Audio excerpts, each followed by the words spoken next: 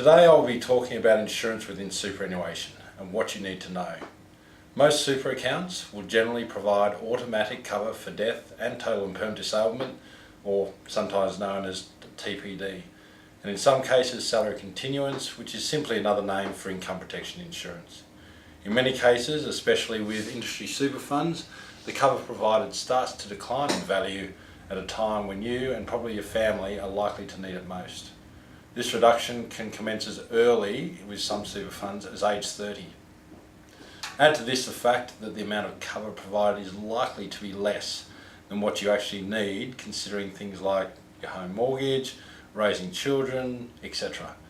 Another important consideration is the TPD definition, or as I referred to previously, total and permanent disablement, which will have what is referred to as an any occupation definition. This is a very broad definition which will generally require an injury or an illness to be considerably more severe to satisfy a claim versus the more comprehensive own occupation definition that is available. With respect to a salary continuance cover, which is less commonly provided, in most cases you'll find that it has only a benefit period which is limited to just 2 years and will possibly provide cover for considerably less than what you earn and what you need in the event of suffering an injury or an illness that prevents you from working.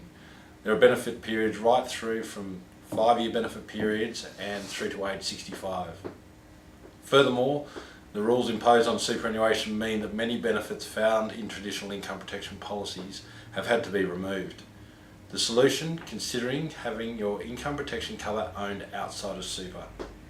What you need to ask yourself, will the cover you have within your superannuation be sufficient to meet your needs and pay up when you need it most? The points I have raised so far represent but a few of the limitations of having insurance cover within your super account. It's important to know that some comprehensive personal insurances which meet your needs and requirements can still be obtained and tax effectively paid for by your super account. When it comes to income protection cover, there are significant benefits in actually having this cover owned outside of super. Not to mention, whether you are an employee or self-employed, the premiums will generally be tax deductible also. Another thing that you should pay attention to is beneficiary nominations.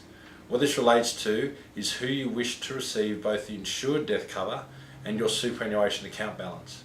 Some important considerations include who you make the beneficiary nomination out to, and this will generally be your spouse or children or your estate, and that's sometimes referred to as a legal personal representative.